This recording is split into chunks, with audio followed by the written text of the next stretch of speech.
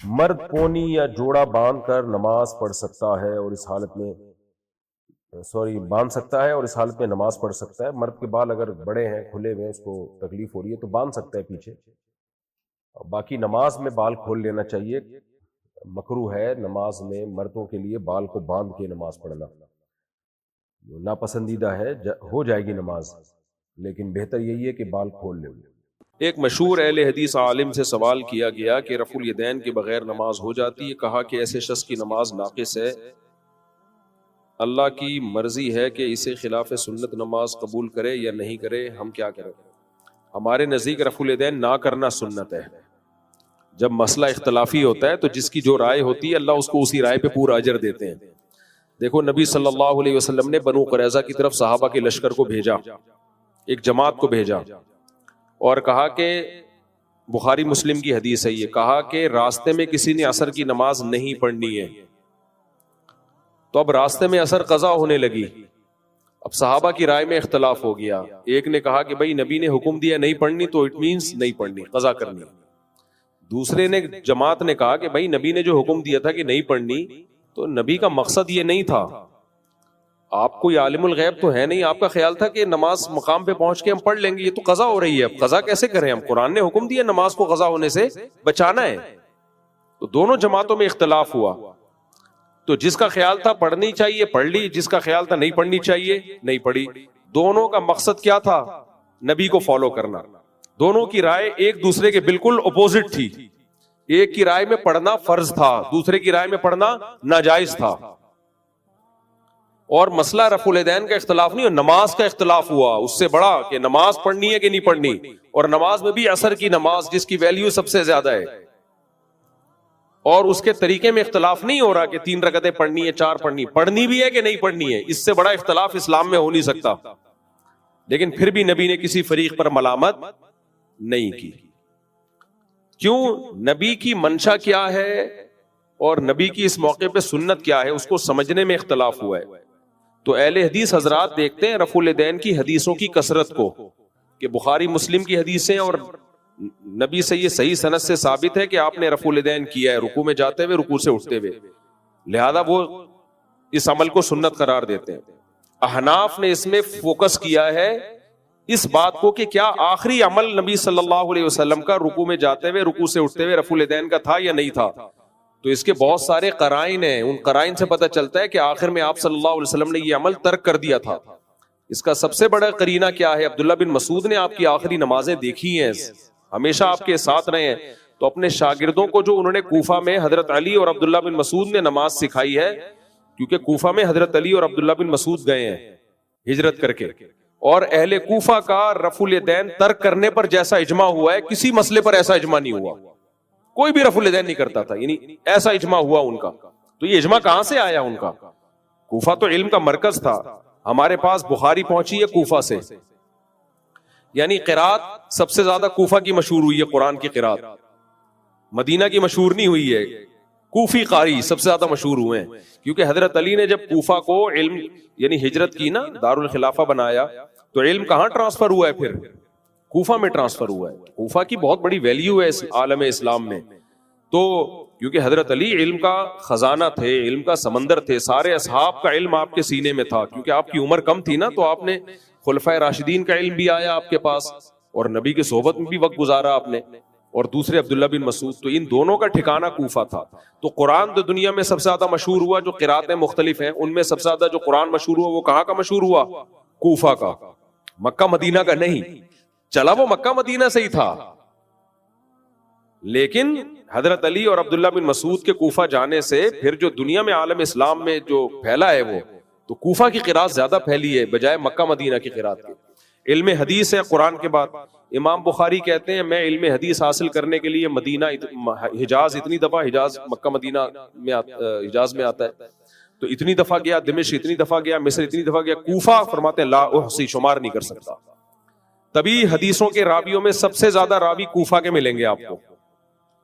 بخاری مسلم کے راوی آپ اٹھا کے دیکھیں، سب سے زیادہ راوی کہاں کے ملیں گے آپ کو؟ کوفہ کے. مجھے یاد ہے دور حدیث کے دوران ایک حدیث آئی صحیح مسلم کی، اس کے سارے راوی حجاز کے تھے، مکہ مدینہ کے تھے. امام نووی نے لکھا یہ عجیب بات ہے اس حدیث کے سارے راوی حجاز کے ہیں، ایسا تو بہت ہوتا ہے کہ سارے کوفہ کے ہوں, ایسا بہت کم ہوتا ہے کہ سارے مکہ مدینہ کے ہوں.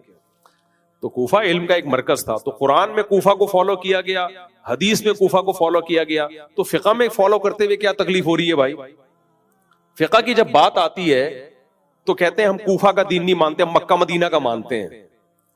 بھائی کوفہ کا دین جو تھا وہ مکہ مدینہ ہی سے آیا تھا, تو حضرت علی اور ابن مسعود سے ٹرانسفر کہاں ہوا تھا؟ وہ کوفہ میں اسلامی خلافت کا مرکز تھا. تو اہل کوفہ میں کوئی بھی رفع الیدین سے نماز نہیں پڑھتا تھا. مجتمع اہل الکوفۃ علی ترک رفع الیدین, کیا الفاظ ہیں عربی کی پوری عبارت ہے, مجتمع اہل الکوفۃ علی شیء کما اجتمعوا علی ترک رفع الیدین او کما قال, کہ جیسے اہل کوفہ رفع الیدین نہ کرنے پر جمع ہوئے ہیں نا, کہ صرف تکبیر تحریمہ کے وقت رفع الیدین ہوگا, تو اہل کوفہ کسی اور مسئلے پر ایسے جمع نہیں ہوئے. بہت بڑے بڑے محدثین تھے کوفہ میں, فقیہ تھے, جن کا نام امام بخاری بڑے احترام سے لیتے ہیں, جن میں ابراہیم نخعی رحمہ اللہ تعالی, وہ بھی رفع الیدین نہیں کرتے تھے. تو اب کیا ہے, اگر رفع الیدین کرنے کی حدیث کو لیا جائے نا کہ بھئی نبی نے کیا ہے, تو نبی نے 2 سجدوں کے درمیان بھی کیا رفع الیدین.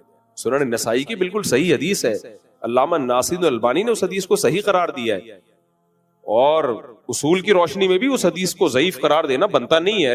بعض اہل حدیث شدت کرتے ہیں, بلا وجہ اس کو ضعیف قرار دینے کی کوشش کرتے ہیں. بھائی 2 سجدوں کے درمیان بھی کیا ہے, اور میں نے بعض علماء سے یہ سنا ہے کہ علامہ البانی بھی اس کے قائل تھے کہ 2 سجدوں کے درمیان رفع الیدین کیا جائے, کیونکہ نبی سے اس کی ممانعت ثابت نہیں ہے. تو اہل حدیث ہم سے اکثر یہ سوال پوچھتے ہیں کہ نبی نے کہاں منع کیا کہ تکبیر تحریمہ کے علاوہ نہ کیا جائے, تو ہم کہتے ہیں نبی نے یہ کہاں منع کیا کہ 2 سجدوں کے درمیان نہ کیا جائے, حالانکہ نبی نے 2 سجدوں کے درمیان رفع الیدین کیا ہے, لیکن آپ کیوں نہیں کرتے؟ بھائی ترک کیا ہے اس کو. تو ہم کہتے ہیں جیسے 2 سجدوں کے درمیان ترک کرنا ثابت ہے, ایسے ہی رکوع میں جاتے ہوئے, رکوع سے اٹھتے ہوئے بھی ترک کرنا ثابت ہے. اور ثابت ہونے کی دلیل کیا ہے؟ اہل کوفہ کا عمل اور اہل مدینہ کا عمل, کیونکہ مدینہ والے انہوں نے نبی کی آخری نمازوں کو دیکھا ہے. اسی وجہ سے امام مالک کی جو مشہور فقہ کی کتاب ہے المدونۃ الکبریٰ, اس میں امام مالک سے یہی روایت ہے کہ وہ رفع الیدین کی حدیث ذکر کرتے ہیں, مگر رفع الیدین کا قول ان کے شاگرد نقل نہیں کرتے. ان پر جب اعتراض ہوا تو ان کے شاگرد قاسم ہیں, وہ کہتے ہیں کہ امام مالک نے اس لیے رفع الیدین کا قول نہیں لیا کہ وہ کہتے ہیں میں نے اہل مدینہ میں کسی کو رفع الیدین کرتے ہوئے نہیں دیکھا. اس سے پتہ چلتا ہے کہ نبی صلی اللہ علیہ وسلم نے یہ عمل آخری وقت میں چھوڑ دیا تھا. اور عبداللہ بن مسعود کی ترمذی کی بالکل صحیح حدیث ہے, اس میں بھی یہ الا اصلی بکم صلاۃ رسول اللہ, اس میں ابن مسعود کہتے ہیں میں تمہیں وہ نماز پڑھ کے دکھاؤں جو نبی نے پڑھی ہے. تو ابن مسعود نے صرف تکبیر تحریمہ کے وقت رفع الیدین کیا, اس کے علاوہ نہیں کیا. اور سفیان ثوری کتنے بڑے محدث ہیں, ان کا بھی یہی رائے ہے کہ وہ صرف تکبیر تحریمہ کے وقت رفع الیدین کرتے تھے. وکیع ابن جراح یہ جرح و تعدیل کے امام ہیں. ایک ہوتا ہے راوی کا محدث کا ثقہ ہونا, ایک ہوتا ہے امام ہونا. امام کا مطلب کیا؟ وہ بتاتے ہیں کہ یہ راوی ضعیف ہے, یہ کمزور ہے. تو وکیع ابن جراح کتنے بڑے امام ہیں, محدث ہیں. کان یفتی بقول ابی حنیفہ, وہ بھی فقہ میں کس کو فالو کرتے تھے؟ امام ابو حنیفہ کو, اتنے بڑے محدث ہو کے بھی. تو یہ کمزور رائے نہیں ہے رفع الیدین ترک کر دینے والی. تو اس لیے اہل حدیث کا اس میں شدت اختیار کرنا اور یہ کہنا جو رفع الیدین نہیں کرتے ان کی نماز نہیں ہوتی. بھائی آپ کی رائے ہے تو آپ ٹھیک ہے اس پہ عمل کریں, ہماری رائے ہمیں اس پہ اطمینان ہے, کیونکہ نبی کے رفع الیدین کی حدیثیں ایک جیسی نہیں ہیں. بخاری ہی میں ایسی حدیثیں جس سے پتہ چلتا ہے رکوع میں جاتے ہوئے کیا, رکوع سے اٹھتے ہوئے نہیں کیا, خود بخاری میں موجود ہے. تو آپ اس کی یہ تعویل کرتے ہو کہ بھائی کیا تھا صحابی نے بیان نہیں کیا, کہتے ہیں تو آپ کی تعویل ہے نا. کہتے ہیں نہیں کیا تھا تبھی بیان نہیں کیا, کیونکہ اگر یا پھر رکوع میں جاتے ہوئے بھی ذکر نہیں کرتے نا وہ صحابی, جہاں جہاں کیا وہاں بیان کیا, جہاں نہیں کیا وہاں صحابی نے بیان نہیں کیا. تو بیان نہ کرنا اس کی علامت ہے, یا نہیں کیا رفع الیدین تو وہ چھوڑا ہے آپ صلی اللہ علیہ وسلم نے. تو اگر رفع الیدین کی ساری حدیثیں لینی ہے تو پھر 2 سجدوں کے درمیان بھی کرو, اور اگر بعض لینی ہے بعض نہیں لینی تو پھر ہم پہ کیا اعتراض ہے؟ ہم کہتے ہیں صرف تکبیر تحریمہ والی ہے, باقی والی نہیں ہے. اور اس کی دلیل عبداللہ بن مسعود کی رائے. اس پہ میں انشاءاللہ خاندانی کے لیے ریکارڈ کرواؤں گا. میں نہیں چاہتا لوگ فروعی مسائل میں پڑھیں, غزہ میں دیکھو حالات کیا چل رہے ہیں, محمد کہاں جا رہی ہے, لیکن ہمیں دھکیلا جاتا ہے. تو میں اس پہ میرا وعدہ ہے, میں رفع الیدین پر ایک خاندانی طریقے سے پورا ریفرنسز کے ساتھ پراپر میں کلپ انشاءاللہ ریکارڈ کرواؤں گا. ابھی صرف یہ بتا رہا ہوں جو ہم رفع الیدین نہیں کرتے تو یہ نبی کی طریقے کی ہی وجہ سے نہیں کرتے, کہ ہماری رائے میں آپ صلی اللہ علیہ وسلم کا رفع الیدین کے معاملے میں عمل مختلف رہا ہے, سیم نہیں رہا. یا تو قلت سے کثرت کی طرف گیا, پہلے کم تھا بعد میں بڑھا ہے, اس کا کوئی بھی قائل نہیں ہے. تو یہی چیز متعین ہے, پہلے زیادہ تھا بعد میں کم ہوا ہے. اور ایک آخری بات کہ امام ترمذی امام بخاری کے شاگرد ہیں, جب انہوں نے رفع الیدین کی حدیث ذکر کی ہے کرنے والی, تو اس میں نیچے کیا لکھا ہے, وَبِهِ يَقُولُ بَعْضُ أَهْلِ الْعِلْمِ مِنْ أَصْحَابِ النَّبِي, یہی صحابہ میں بعض اہل علم کا قول تھا.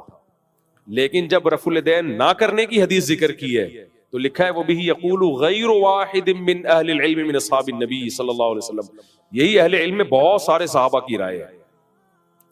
سمجھتے ہو کہ نہیں سمجھتے؟ اور دوسری بات یہ, امام ابو حنیفہ رحمہ اللہ کا مزاج یہ ہے, جو فقہ پڑھتے ہیں نا ڈیپ میں جا کے, ہر مجتہد کے اپنے اصول ہوتے ہیں.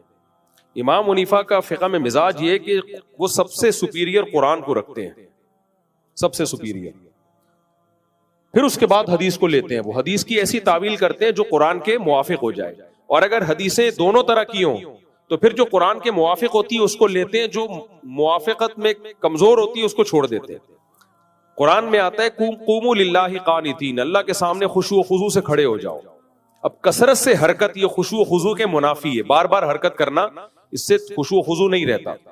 تو امام حنیفہ نے دیکھا رفع الیدین کرنے کی حدیث بھی ہے اور عبداللہ بن مسعود کی نہ کرنے کی بھی ہے, تو انہوں نے کہا کہ بات جو بار بار حرکت کرنا رکوع میں جاتے ہوئے رکوع سے اٹھتے ہوئے, تو ٹھیک ہے نبی سے یہ ثابت ہے, لیکن یہ بھی تو ثابت ہے کہ نہیں بھی کیا آپ نے, تو وہ حدیث جو خشوع کے زیادہ منافی ہے اس کو لے لیا جائے. تبھی میں نے دیکھا جو رفع الیدین کرتے ہیں ٹھیک ہے سنت سمجھ کے کرتے ہیں, ہمیں ان پہ کوئی اعتراض نہیں ہے, اختلافی مسئلہ ہے, لیکن آپ ان کا عمل بھی دیکھیں, آپ وہ پراپر وے میں نہیں کرتے رفع الیدین. شروع میں جب نیا جوش آتا ہے نا تو بڑا طریقے سے رکوع میں جاتے ہیں, پھر آہستہ آہستہ کیا ہوتا ہے یوں کر رہے ہوتے ہیں, بس اس سے پتہ چلتا ہے خود بھی تھک جاتے ہیں, یہ اس عمل سے خود بھی تھک جاتے ہیں. تو اس میں امام حنیفہ کی جو رائے ہے نا کہ اسکنوا فی الصلاۃ, حدیث میں آتا ہے نماز میں سکون پیدا کرو, سکون پیدا کرو نماز میں, تو وہ رفع الیدین نہ کرنے میں سکون زیادہ ہے. اور اس کی صحیح مسلم کی حدیث سے بھی تائید ہوتی ہے. آپ صلی اللہ علیہ وسلم نے صحابہ کو رفع الیدین کرتے ہوئے دیکھا تو آپ نے فرمایا مالی اراکم رافعی ایدیکم کانھا اذناب خیل شمس اسکنوا فی الصلاۃ, میں تمہیں دیکھتا ہوں کہ تم سرکش گھوڑوں کی طرح بار بار اپنے ہاتھوں کو, جیسے گھوڑے دم ہلاتے ہیں بار بار اپنے ہاتھوں کو ہلا رہے ہو, نماز کے اندر سکون پیدا کرو. اب اہل حدیث حضرات اس کا جواب یہ دیتے ہیں کہ یہ تو سلام کے وقت ہاتھ اٹھایا تھا, اس پہ نبی نے ایسا کہا ہے کہ سرکش گھوڑوں کی طرح کہ تم دمیں ہلا رہے ہو, تو سلام کے وقت ہاتھ اٹھانے سے منع کیا. اس کے دو جواب ہیں, ایک جواب تو میں کلپ ریکارڈ کرواؤں گا اس وقت دوں گا کیونکہ ابھی دیا تو لمبی بحث شروع ہو جائے گی. دوسرا جواب یہ کہ ہم مان لیتے ہیں کہ یہ سلام کے وقت تھا, یہ سلام کے وقت صحابہ ہاتھ اٹھا رہے تھے تو اس پہ نبی نے منع کیا. تو صحابہ خود سے ہاتھ اٹھا رہے تھے, یہ پہلے نبی کو کبھی دیکھا ہوگا, انہوں نے دیکھا تھا صحابہ خود سے نماز میں کوئی ایسی حرکت صحابی نہیں کریں گے جس کا نبی سے ثبوت نہ ہو. اس سے معلوم ہوتا ہے سلام کے وقت بھی رفع الیدین تھا, جو پھر نبی صلی اللہ علیہ وسلم نے چھوڑ دیا اور صحابہ کو کہا کہ یہ کام مت کرو, نماز میں سکون پیدا کرو. اس سے یہ تو پتہ چل گیا ہے کہ رفع الیدین کرنا سکون صلاۃ کے بہرحال منافی ہے. اس پہ ہمارے ہاں بعض اہل حدیث اشکال کرتے ہیں کہ یہ کیسے ہو سکتا ہے نبی نے ایک عمل کیا ہو اور صحابہ نے نبی کو دیکھ کے سلام کے وقت رفع الیدین کیا ہو, اور پھر نبی صلی اللہ علیہ وسلم اس پہ اتنی سخت تنبیہ فرمائیں کہ سرکش گھوڑوں کی دموں سے اس کو تعبیر کریں. بھئی سرکش گھوڑوں کی دم کی طرح تم بار بار ہاتھ ہلا رہے ہو تو یہ کام مت کرو, نماز میں سکون پیدا کرو. تو یہ کیسے ممکن ہے کہ نبی اپنے ہی عمل کو اتنی سخت تعبیر کریں؟ بھئی ایسے ممکن ہے کہ نبی نے جب وہ عمل چھوڑ دیا نا تو وہ منسوخ ہو گیا, پھر اس پہ یہ شدت بنتی ہے. اس کی مثال ہے جیسے صحیح مسلم میں آتا ہے آپ نے صحابہ کو حکم دیا کتوں کو مارنے کا مدینہ میں. آج لوگ مدینہ کے کتے بنے ہوئے ہیں, حالانکہ حدیث میں آتا ہے مدینہ کے کتوں کو آپ نے مارنے کا حکم دیا. تو اب کیا تھا, وہ ایک وقت کے لیے تھا. صحابہ نے اجنبیوں کے کتے بھی مارنا شروع کر دیے جو مدینہ کے نہیں تھے, باہر سے آتے تھے, تو کتوں کی نسل تھوڑی ختم کرنی تھی, کتے تعداد میں زیادہ ہو جاتے ہیں تو ان کو مارنا پڑتا ہے. تو پھر آپ نے کیا فرمایا, مالکم ولل کلاب, تمہیں کیا ہو گیا کہ تم کتوں کے پیچھے پڑ گئے ہو؟ یہ اللہ کی مخلوق ہے, ان کو زندہ رہنے دو. یعنی ایک تعداد تھی.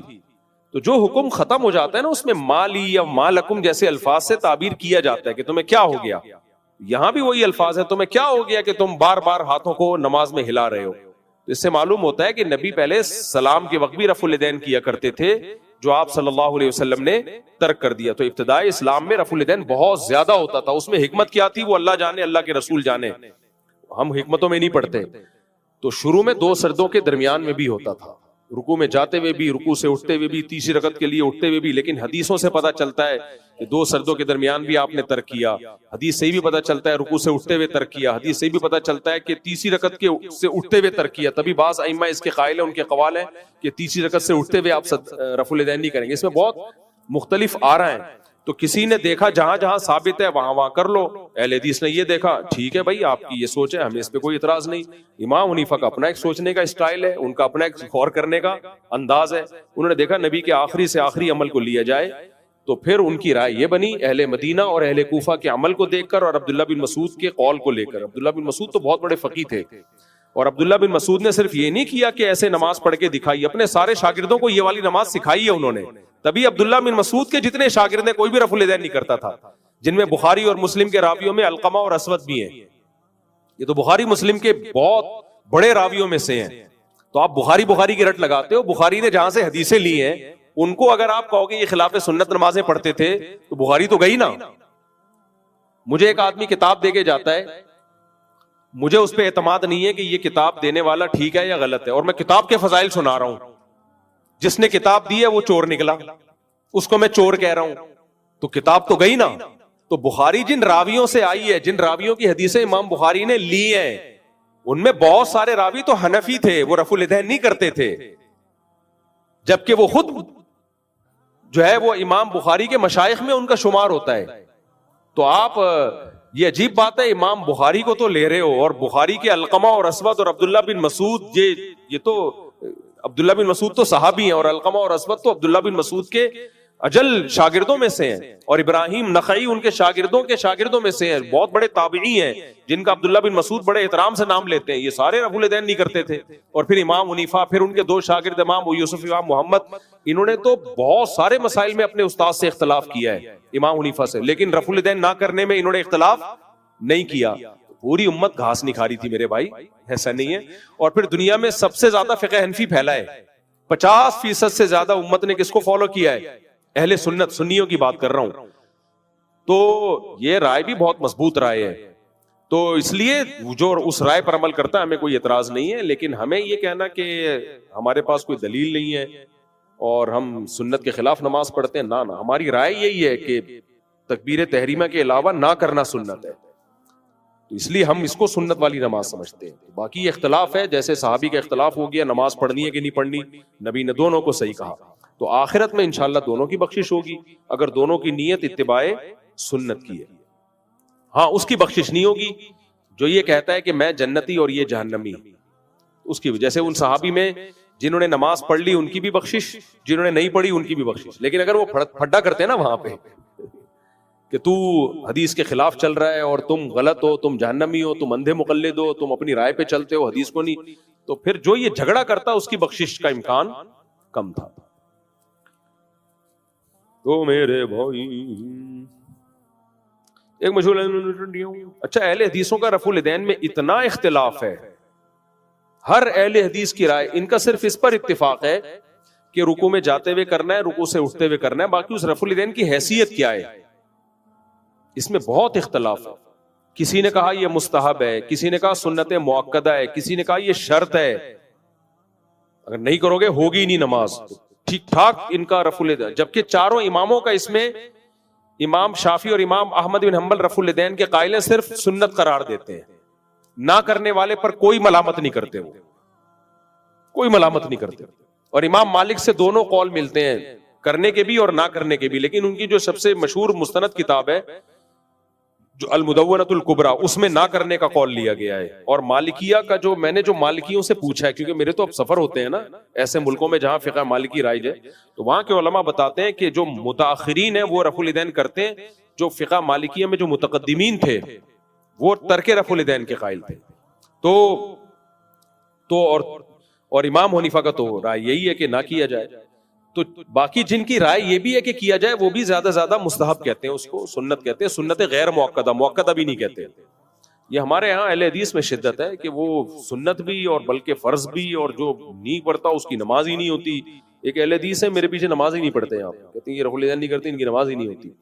تو ان کا یہ بھی نہیں فیصلہ ہو پا رہا، تبھی ہم اہل حدیث سے کہتے ہیں آپ ایک فقہ مرتب کرو میرے بھائی، آپ ایک مرتب کرو اتفاق رائے سے، اور تاکہ ہمیں پتہ چلے اہل حدیث کا یہ فقہ ہے، یہ رائے ہے ان کی.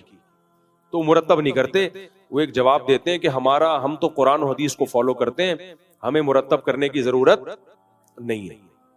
تو پھر قرآن کو بھی مرتب نہیں کرنا چاہیے تھا؟ حضرت عثمان نے غلط کیا، کیا خیال ہے؟ ویسے ہی سادہ طریقے سے چلتے رہنے دیتے. نبی کے دور میں تو اس مصحف عثمانی کی ترتیب پہ قرآن نہیں تھا، لیکن حضرت عثمان نے کیوں مرتب کیا؟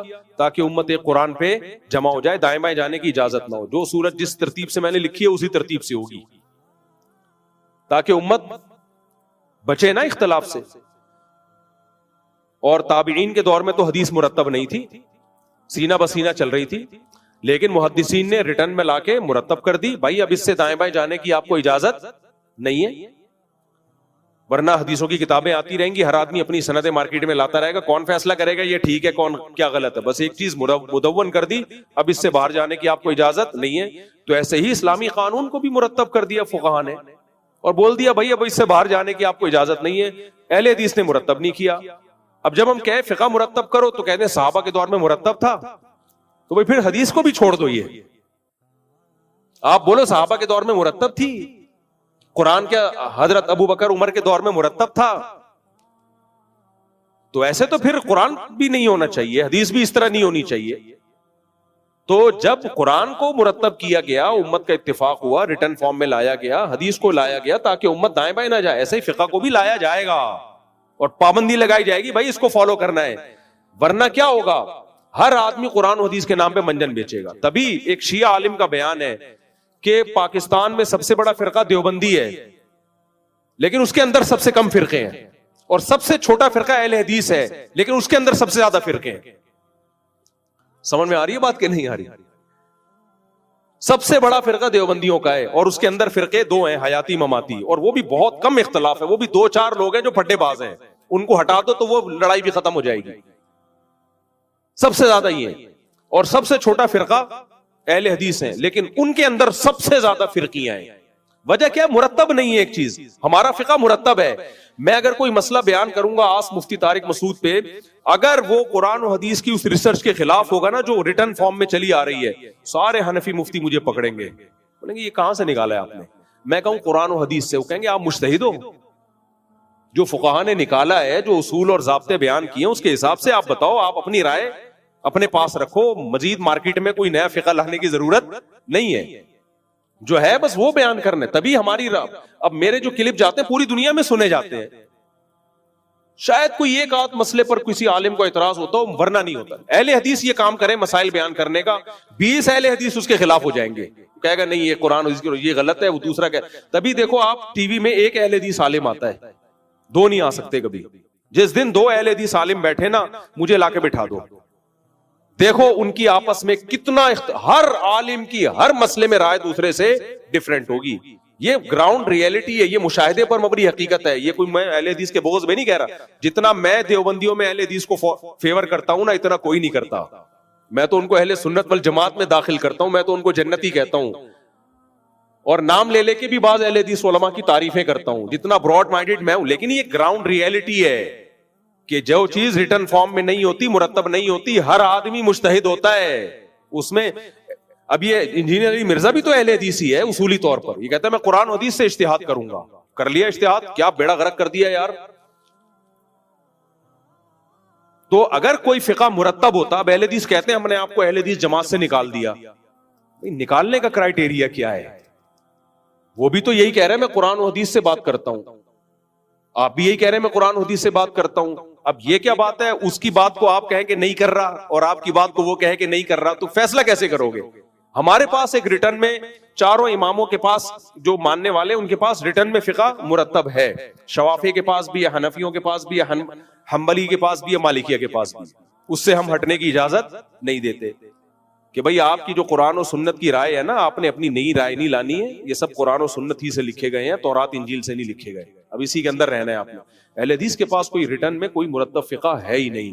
اس کا نتیجہ یہ نکلا ہے کہ یہاں اپنی ریسرچ ہوگی, اس مسجد کے امام کی اپنی ریسرچ ہوگی, اس کے امام کی اپنی ریسرچ ہوگی, اس کی اپنی ریسرچ ہوگی, تو اجتماع میں بس سب شریک ہوتے ہیں, صحیح ہے نا, باقی سب کی. اور عجیب سے عجیب بات یہ کہ ان کے مدارس میں عالم کیسے بناتے ہیں, میں تو اس پہ حیران ہوتا ہوں. میں نے بہت اس پہ ریسرچ کی کہ اہل حدیث کے مدرسوں میں عالم بننے کے لیے کیا کون سا فقہ پڑھاتے ہیں یہ, تو پتہ چلا فقہ حنفی پڑھاتے ہیں. اب انہوں نے فقہ حنبلی شامل کر لیا ہے, ورنہ زیادہ تر فقہ حنفی پڑھاتے ہیں. قدوری پڑھا رہے ہیں, ہدایہ پڑھا رہے ہیں. ایک اہل حدیث عالم سے میں نے براہ راست پوچھا, میں نے کہا آپ یہ کیوں پڑھا رہے ہیں؟ کہتے ہیں ہم تنقیدی نظر سے پڑھاتے ہیں, بتاتے ہیں کہ یہ مسئلہ ٹھیک ہے, یہ مسئلہ غلط ہے, یہ مسئلہ ٹھیک ہے, یہ مسئلہ غلط ہے. میں نے کہا یہ تو ایسے ہو گیا جس فقہ حنفی کو آپ غلط کہتے ہو. کہہ رہے ہیں ہم ساری باتیں تھوڑی فقہ حنفی غلط کہتے ہیں, جو غلط ہوتی ہیں اس کو ہائی لائٹ کرتے ہیں, غلط ہے یہ والی صحیح ہے. میں نے کہا یہ کبھی بھی طریقہ نہیں ہوتا کوئی سلیبس پڑھانے کا, پہلے صحیح چیز پڑھائی جاتی ہے, صحیح ہے نا, اس میں پھر جو غلط ہوتا ہے اس پہ رد کیا جاتا ہے. یہ ایسے جیسے آپ اسلام کے مدرسے میں عیسائیت پڑھا رہے ہو اور بتا رہے ہو عیسائیوں کی یہ والی باتیں ٹھیک ہیں کہ عیسیٰ علیہ السلام کو اللہ کا نبی مانتے تھے, جنت جہنم مانتے تھے, حضرت موسیٰ کو بھی نبی مانتے تھے, اور یہ چیزیں کیا ہیں, غلط ہیں. وہ کہے گا پہلے مجھے اسلام پڑھا میرے بھائی, پھر جو عیسائیت میں جو چیزیں غلط ہیں وہ پڑھا دینا بعد میں.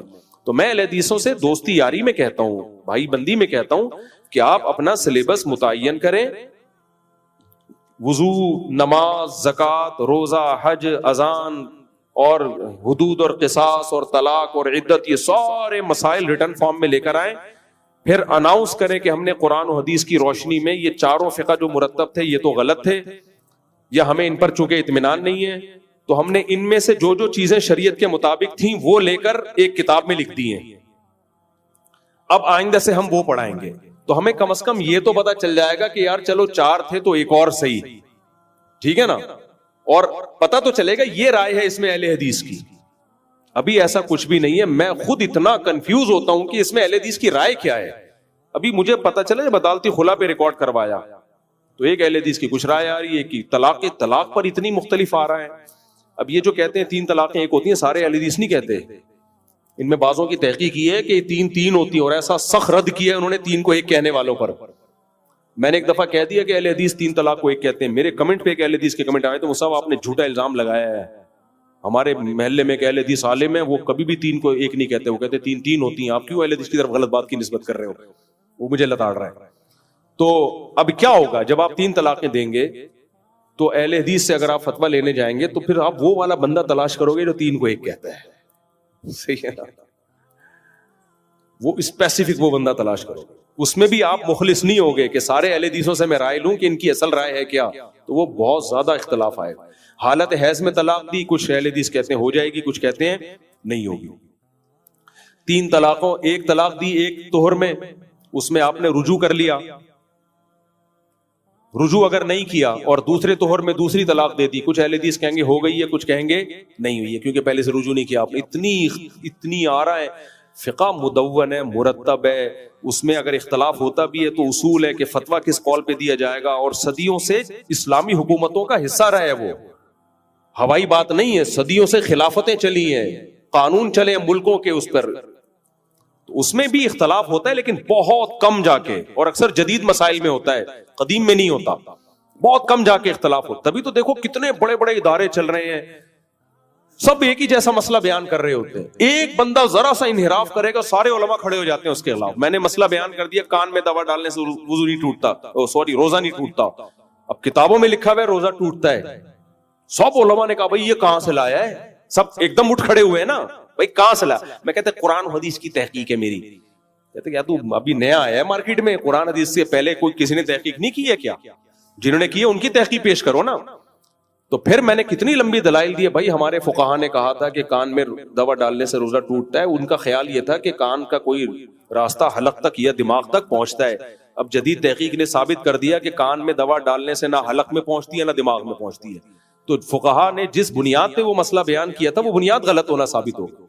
ایک دفعہ مجلس سے تحقیق ہو رہی تھی نا, تو یہی مسئلہ آیا علماء کی, تو ایک عالم نے کہا بھائی وہ قدیم فقہا اتنے ذہین تھے کہ وہ کیسے غلط مسئلہ بیان کر سکتے ہیں کہ کان میں دوا ڈالنے سے، انہوں نے لکھا جب روزہ ٹوٹتا ہے، تو وہ بڑے عظیم فقہا تھے، ان کا مسئلہ غلط نہیں ہو سکتا. تو ہمارے عالم نے جواب دیا بڑا زبردست کہ وہ فقہا تو عظیم تھے، اس زمانے کے طبیب اتنے عظیم نہیں تھے جتنے آج کے. میڈیکل سائنس نے جو فقہ نے اس وقت ترقی کی تھی، دین کے علوم نے، تو علماء میں ان کے ٹکر کا کوئی نہیں ہے. لیکن میڈیکل سائنس نے آج ترقی کی ہے. اس زمانے کے حکیم کہتے تھے کہ فقہا کو انہوں نے بتایا کہ بھئی کان کے میں دوا ڈالیں گے تو دماغ یا حلق تک پہنچے گی، تو ان علماء نے ان حکیموں کی سن کے مسئلہ بیان کر دیا. تو کہا کہ آپ آج کے علماء کو ان علماء سے کمپیئر تو کر رہے ہیں، لیکن آج کے ڈاکٹروں کو ان حکیموں سے کمپیئر نہیں کر رہے. تو میڈیکل سائنس نے دودھ کا دودھ پانی کا پانی کر دیا. انہوں نے بتا دیا بھائی کان میں دماغ تک یا حلق تک پہنچنے کا کوئی راستہ ہے ہی نہیں. کان میں جتنا بھی پریشر سے کوشش ڈالو نا، حلق تک نہیں پہنچے گی. اللہ یہ کان کا پردہ ہی پھٹ جائے ایک الگ بات ہے. تو جب پہنچ ہی نہیں رہا تو روزہ کیسے ٹوٹے گا؟ تو میں نے جو مسئلہ ریکارڈ کروایا کتنا بڑا ایشو، لیکن اہل حدیث کچھ بھی کرواتے رہے کوئی ایشو نہیں بنتا. وجہ اس کی یہ کہ وہ کہتے ہیں یہ ان کی رائے ہے، یہ کوئی اہل حدیث کے ذمہ دار تھوڑی ہیں. دوسرا کہتا ہے یہ ان کی رائے ہے، تیسرا کہتے ہیں ان کی رائے ہے، چوتھا. تو اتنی اکائیاں ہیں، تو ہم کیسے لوگوں کو کہیں کہ اہل حدیث کو فالو کرو؟ آپ جب کہیں گے جب آپ ایک ریٹن میں ایک مرتب کر کے لاؤ اور ہم اس کو مانیں کہ واقعی یہ بھی چلو آپ نے قرآن و حدیث سے نکالا. اس پر سوال تو ہوگا کہ 1400 سال کے بعد کیوں نکال رہے ہو، اب تک کیا کرتے رہے ہو. لیکن چلو ہم دل بڑا کر کے مان لیں گے یار ایک ریٹرن میں ایک چیز لے آئے ہیں، اب ہم کہیں گے یہ اہل حدیث کی رائے ہے، یہ فقہ حنفی ہے، یہ فلانا ہے، یہ اہل حدیث کی رائے ہے. تو یہ ان کی ذاتی رائے ہے، اب دیکھ لو آپ کیا کرنا ہے، پورا فالو کرنا ہے نہیں کرنا وہ ایک الگ بحث ہے. لیکن یہ تو جب ہوگا جب ہو تو نا، ابھی تک جب نہیں ہے تو میں اپنا دماغ کیوں ضائع کروں کہ کرنا کیا ہے. یہ نہیں ہوتا، دین ایسے نہیں عمل ہوتا. جیسے قرآن مرتب ہوا ہے، حدیث مرتب ہوئی ہے، تو فقہ بھی مرتب ہوا ہے. اور یہ تبع تابعین کے دور میں امام محمد نے سب سے پہلے 6 کتابیں لکھی، اور موطا امام مالک سے فقہ مالکیہ میں کتابیں لکھی گئیں، فقہ پر امام شافعی کی کتاب، یہ سب لکھی گئی ہیں. تو اسی لکھے ہوئے کو فالو کرنا ہے. اخپل طریقہ نہیں چلے گا اسلام میں، اس سے امت فساد میں جائے گی اور فرقے بڑھیں گے، اس سے کم نہیں ہوں گے.